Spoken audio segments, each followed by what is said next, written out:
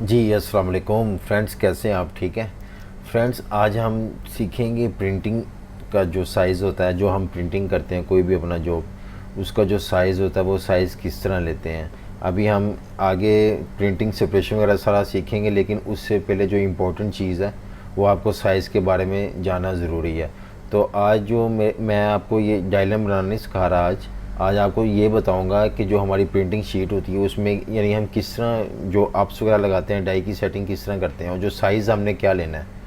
तो अभी जो मैंने आपके सामने ये एक डायग्राम रखी हुई है, इसका साइज़ क्या है। इसकी लेंथ है 10 है, विड्थ 5 है और जो हाइट है वो 13 है। तो अगर हमारा ये साइज़ हो तो हम इसको किस तरह यानी इसकी सेटिंग क्या करेंगे, कितने हमारा पेपर का साइज़ हमें क्या चाहिए। तो सबसे पहले क्या करना है, आपको इस डायग्राम को आपने ग्रुप कर लेना है। ग्रुप करने के बाद सबसे पहले आपने इसके अप्स लगाने हैं। फॉर एग्ज़ाम्पल आप इसके 2 अप्स लगाते हो, मैं इसके 2 अप्स लगा देता हूँ, वाइल्ड फ्रेम करके आपको दिखा रहा हूँ। ठीक है, अब मैं इसके क्या करता हूँ, इसके मैं मज़ीद इसके नीचे 2 अप्स लगाता हूँ, फिर 2 लगाता हूँ, टोटल 6 अप्स लग गए मेरे। अब आपने ये चीज़ें चेक करनी है आपका पेपर का साइज़ क्या जा रहा है। अभी फॉर एग्ज़ाम्पल यहाँ पे हमारा जो पेपर ओवरऑल जो 6 डायग्राम्स हैं, इनका साइज़ जा रहा है 63। फिर जो हाइट में जा रहा है इस तरह, इसका साइज़ जा रहा है 65। तो ये काफ़ी यानी कि ये अनसाइज़ है, मार्केट में ऐसा पेपर नहीं मिलेगा। मार्केट में आपको किस तरह का पेपर मिलेगा, इसका फार्मूला क्या होता है। सबसे पहले आपने एक रेक्टेंगल ले लेना बहुत बड़ा। आपके पेपर का साइज़ क्या है। फॉर एग्ज़ाम्पल अगर आपके पेपर का साइज़ है 70/50, आपको ये बता दूं जो मार्केट में ज़्यादातर पेपर होते हैं वो 100/70 उसका साइज़ होता है। फॉर एग्ज़ाम्पल अगर आप 100/70 का एक साइज़ लगाते हैं ना, 100/70 का ये मैंने आपको साइज़ लगाया, ये देखें इस साइज़ का आपको मार्केट में पेपर मिलेगा। अगर आपकी मशीन का जो साइज़ है, जो प्रिंटिंग एरिया है वो 100/70 है, तो फिर आपको कोई इशू नहीं। आपने क्या करना है, इस शीट के अंदर कितने हमारे ये वाले पीस लगेंगे तो हम इस तरह चेक कर सकते हैं इजीली। ये 100/70 का आपको बता रहा हूँ, ठीक है। तो इस तरह आप अपने अप्स लगाओगे। ये जो एक ही साइज़ के डिफरेंट मैं कॉपीज़ कर रहा हूँ, इसको अप्स कह सकते हैं आप, ठीक है। तो आप इस अप्स लगा के चेक कर सकते हैं। ये देखें इस लेंथ में हमारा जो 100 की तरफ से है ये वाला, ये हमारा 100 है। 100 की तरफ से आपके कितने पीस लगे हैं, 1 2 3, ठीक है। ये साइज़ को आप लॉक कर लो, ठीक है। अब नीचे हाइट की तरफ से कितने पीस लगेंगे, हम सेम कॉपी लेके आएंगे नीचे। ये देखें 6 लगे और ये अभी कहने का मतलब है कि अगर 100/70 का साइज़ है आपके पेपर का, तो आपके उस एक शीट में आपके 9 पीस निकलेंगे, ठीक है। 9 पीस। अगर अभी हमारे पास ये एक्स्ट्रा पेपर भी बच रहा है नीचे जगह, तो आप क्या कर सकते हो, इनके दरमियान गैप दे सकते हो। ये देखें इस तरह हम गैप दे देंगे। ये साइज़ इस तरह सेटिंग करते हैं। ये देखें इस तरह हम इनके दरमियान बराबर इक्वल आपने गैप देना। तो ये हमारी डायग्राम का साइज़ हो गया है। आपकी जो डायग्राम बनेगी इतनी बड़ी 9 अप्स की डायग्राम बनेगी, उसके अंदर आपने प्रिंटिंग करना है। क्योंकि पेपर ने अगर आपकी 100/70 बड़ा साइज़ है प्रिंटिंग मशीन का, तो आपको ये बड़े साइज़ में इस तरह आपको अप्स लगाने पड़ेंगे। तो इस तरह ये प्रिंटिंग होता है। तो साथ यहाँ पे आप 3 और डिज़ाइन लगा सकते हैं। अगर आपके 4-5 आर्टवर्क हैं तो आप 4-5 आर्टवर्क के हिसाब से यहाँ सेटिंग कर सकते हो। तो ये तो मैंने आपको बताया 100/70 का। तो अब हम चेक करते हैं, अगर हमारे पास हमारी मशीन का साइज़ 50/70 है तो उस साइज़ में अब हमारे कितने पीस निकलेंगे। अब उसका भी आपने एक साइज़ ले लेना अपनी फ़ाइल के ऊपर। आपने एक साइज़ ले लेना है, यहाँ से रेक्टेंगल लिया है एक। फॉर एग्ज़ाम्पल ये पेपर का साइज़ है, यहाँ पे मैं लिखता हूँ 70/50। ये पेपर का साइज़ है हमारा, ठीक है। अक्सर जो प्रिंटिंग मशीन होती है उसके साइज़ होते हैं 50/70 होता है, 100/70 होता है, 25/35 होता है। डिफरेंट साइज़ होते हैं मशीन के, जितना वो पेपर का साइज़ अपने अंदर लेके जा सकती है। तो यहाँ पे आपको मैं 50/70 का बता रहा हूँ, उसके अंदर ये वाला साइज़ कितने पीस निकलेंगे और फिर कैलकुलेशन कैसे होती है।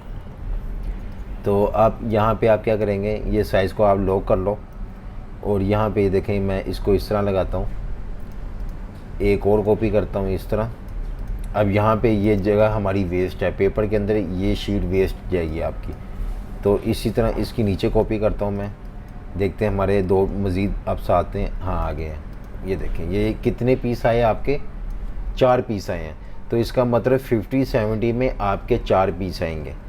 तो इस कैलकुलेशन के हिसाब से अगर फॉर एग्ज़ाम्पल आपकी क्वांटिटी फॉर एग्ज़ाम्पल 1000 पीस है आपकी क्वांटिटी, तो आप इस अप्स के हिसाब से मेजरमेंट करते हो आपको पेपर कितना चाहिए। एक जो पेपर का पैकेट मार्केट से मिलता है उसके अंदर 100 शीट्स होती हैं। 100 शीट्स किसकी होती हैं, 100/70 की। तो जब आप 100/70 को हाफ़ करते हो तो ये आपका ये वाला साइज़ बनता है 50-70। आप समझ गए। अगर 100/70 को आप हाफ़ करोगे ना तो आपका साइज़ आ जाएगा 50-70। अभी आप खुद ही अंदाज़ा लगाओ 50-70 में हमारे 4 पीस निकल रहे हैं, तो 100/70 में कितने निकलेंगे, 8 पीस। ठीक है, तो एक शीट में हमारे 8 पीस आ रहे हैं। मैं आपको वो भी साथ रख के दिखाता हूँ। ये देखें, जैसे ये था, अगर इसको मैं करता हूँ 100, ठीक है, इसको भी लो कर दें तो इस तरह ये देखें, अभी 100/70 में 8 पीस आ रहे हैं और 50/70 में हमारे 4 पीस आ रहे हैं। तो एक शीट में हमारे 8 पीस आए। और अगर हमारा एक पैकेट 100 शीट्स का है तो आप खुद ही अंदाज़ा लगाओ कि आपको कितनी शीटें चाहिए। फॉर एग्ज़ाम्पल आपकी क्वांटिटी 1000 है, ठीक है, तो आप क्या करते हो, अभी कितनी शीट्स आपको चाहिए, 1000 आपकी क्वांटिटी है, डिवाइड, मैं इसको डिवाइड करता हूँ किसके ऊपर, 8, क्योंकि हमारी एक शीट में 8 पीस आ रहे हैं, तो इसको डिवाइड करता हूँ 8 के ऊपर। तो ये देखें 125 शीटें। इसका मतलब है, आपको मैंने बताया एक पैकेट के अंदर 100 शीट होती है। तो अब यहाँ पे आपको कितनी शीटें चाहिए 125 शीट, यानी कि एक पूरा पैकेट आपको चाहिए, उसके बाद मज़ीद 25 शीट्स आपको चाहिए। तो ये इस तरह होता है, ठीक है। तो आपको ये चीज़ें समझ लग रही हैं कि मैं आपको साइज़ कैसे बता रहा हूँ। अभी फॉर एग्ज़ाम्पल अगर मैं आपको साइज़ चेंज करके दिखाता हूँ। अब अभी 50-70 में हम रहेंगे।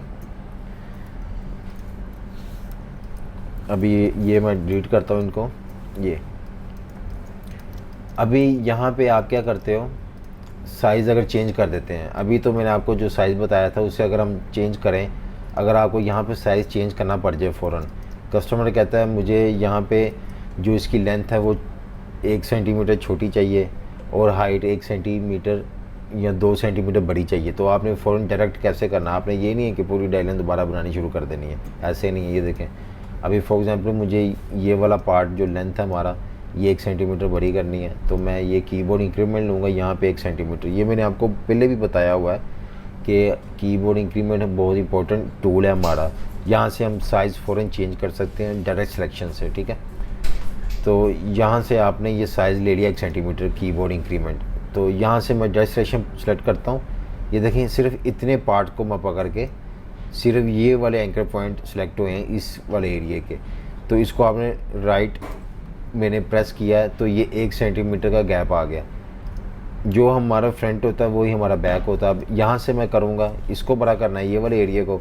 ये देखें, अब ये 1 सेंटीमीटर बड़ा हो गया, ठीक है। फ्रंट और बैक हमारे सेम हो गए। अब कस्टमर कह रहा है हाइट में 2 सेंटीमीटर बड़ा कर दो, तो मैं यहाँ से 2 सेंटीमीटर सेलेक्ट कर लूँगा कीबोर्ड इंक्रीमेंट, और फिर डायरेक्ट सिलेक्शन से इतने एरिया को सेलेक्ट किया और अप किया। ये देखिए, ये 2 सेंटीमीटर हाइट बड़ी होगी। अब इसके कितने पीस लगेंगे आपकी, अगर आप साइज़ लेते हो 100/70 और 50/70, उसके अंदर आपके कितने पीस निकलेंगे। अब आपको वो बताता हूँ मैं इस डायलाइन को ग्रुप करता हूँ। तो यहाँ पे आपने साइज़ पहले ले लेना है। ये देखें, मैं दोनों साइज़ ले लेता हूँ 50/70। ये एक साइज़ हमारा ये हो गया, और जो दूसरा साइज़ है हमारा 100/70, ये, ठीक है। जिस मर्ज़ी एंगल से आप इस तरह रख लो या इस तरह रख लो, इस तरह ही ठीक है, ठीक। अगर इसका हाफ़ करोगे ये साइज़ आ जाता है हमारा। अब इन दोनों को आप लॉक कर लो। तो यहाँ से मैं क्या करता हूँ, इसके अप्स लगाता हूँ अब यहाँ पे ऐसे। ये देखें, इस एंगल से तो हमारे अप्स नहीं लगते। अगर आप इस एंगल से लगाओगे तो ये देखें सिर्फ कितने पीस निकल रहे हैं, 3 पीस निकलेंगे, वो भी बहुत मुश्किल से। ये आखिरी वाला जो पीस है इसका फ्लैप छोटा हो जाएगा, तो ये इस एंगल से नहीं लगेंगे हमारे। तो आपने क्या करना है, इस एंगल से लगाएंगे। ये देखें, इस एंगल से मैं क्या करता हूँ, टॉप पे टच करता हूँ, याद रखें ये हमारा फाइनल कटिंग है, इससे बाहर नहीं हम जा सकते। तो इस तरह मैं एक और पीस लगाऊंगा। ये देखिए 2 पीस आ गए हमारा, यहाँ भी साइज़ बच गया, इधर भी साइज़ बच गया। सेम इसकी कॉपी आप नीचे को करोगे। ये देखें अब हमारे कितने पीस आ गए, 4 पीस आ गए, लेकिन पूरा फिट टू फिट। ठीक है, इधर से भी जगह बच गई है, इधर से भी जगह बच गई है, नीचे से बिल्कुल टच है, ऊपर से भी आप माइनर इनको इक्वल कर लो। कीबोर्ड इंक्रीमेंट मैं नॉर्मल करता हूँ। ये देखें बराबर आप साइज़ कर लो। अगर आपको कुछ साइज़ पूछे ये साइज़ कितना है तो आप बता सकते हो 49 जा रहा है। और हमारी फाइनल एरिया कौन सा है, 50। ठीक है, तो ये देखें माइनर बिल्कुल टच है फ्लैप्स ऊपर से। तो ये इस तरह हमारा साइज़ सेट होगा। तो इसमें क्या होगा, ये देखें आपके ये फ्लैप्स आपस में टच हो रहे हैं, क्योंकि साथ अगर हम इसको बाहर निकालते हैं तो साइज़ बड़ा हो जाएगा। ये देखें 51 चला गया आपका, तो हमें मजबूरी है इनको पास पास रखना पड़ेगा। बिल्कुल साथ भी लगा सकते हैं, ये देखें बिल्कुल ये एक लाइन भी कर सकते हैं। तो उससे ये है कि आपके ये वाले फ्लैप्स है ना, ये एक दूसरे के ऊपर आ रहे हैं, तो इनको आपको मज़ीद छोटा करना पड़ेगा।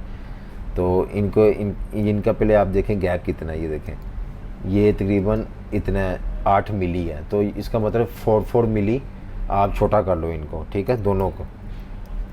अभी जैसे फॉर एग्जांपल इसको पकड़ता हूँ मैं, इसको पहले कीबोर्ड इंक्रीमेंट कर लें आप 0.4। ये देखें मैं इसको छोटा करता हूँ और इसको पकड़ा, इसको भी आपने ऐसे छोटा किया। ये देखें अभी फ्लैप्स आपस में आके एक दूसरे से टच है, तो ये इस तरह साइज़ बनता है। अच्छा, अभी इसी पीस को हम 100/70 में लगाते हैं, हमारे कितने पीस आएंगे। ये देखें मैं सेम इसकी कॉपीज़ करता जाता हूँ। ये देखिए 8 पीस इस तरह आ गए। ये अपने साइज़ को लॉक कर लें और 8 पीस इस तरह आ गए, यानी कि 100/70 में आपको कोई इशू नहीं है, इजीली प्रिंट कर सकते हैं। लेकिन अक्सर क्या होता है, साइज़ मशीन का छोटा हो तो फिर बड़ी मुश्किल होती है। अगर फॉर एग्जांपल ये आपके बॉक्स का साइज़ मज़ीद बड़ा हो तो फिर आप कैसे निकालोगे, ये सारी चीज़ें देखने वाली होती हैं। तो ये इस तरह आप साइज़ लगाते हैं। तो यहाँ पे जब आपका साइज़ बन जाता है पेपर का, अभी आपका ये साइज़ है, ठीक है, इसको आप इस एंगल से भी रख सकते हैं। ये देखें ये ग्रिपर सेटिंग होती है फ्लैप्स, ये वाले फ्लैप नीचे की तरफ आपने रखने, इनको ग्रिपर सेटिंग करेंगे। तो इनको पूरे को जब आप सेलेक्ट करोगे, ये आपका फाइनल साइज़ क्या आ गया 100/70 के हिसाब से। ये देखें 100 की तरफ से हमारा 93 आ गया फाइनल कटिंग। तो ये अगर आप इन पूरे को सिलेक्ट करके साइज़ चेक कर सकते हैं, 100 की तरफ से हमारा 93 आ रहा है और 70 की तरफ से हमारा आ रहा है 66.8 यानी 67 आ रहा है। तो ये हम प्रिंट कर सकते हैं 100/70 में। तो जब आप प्रिंटिंग करेंगे, ये पूरी डायलन को आपने ऐसे सेलेक्ट कर लेना है। पूरी डायलन को सेलेक्ट करके आपने इस तरह मार्किंग लगाते होते हैं, ये ऑब्जेक्ट में जाके यहाँ से क्रिएट ट्रिम मार्क्स। तो ये आपका फ़ाइनल साइज़ हो गया। ठीक है, ये फ़ाइनल साइज़ है। इसके अंदर अब आपने अपना डिज़ाइन सेट करना है और इस तरह आपने प्रिंटिंग देनी है।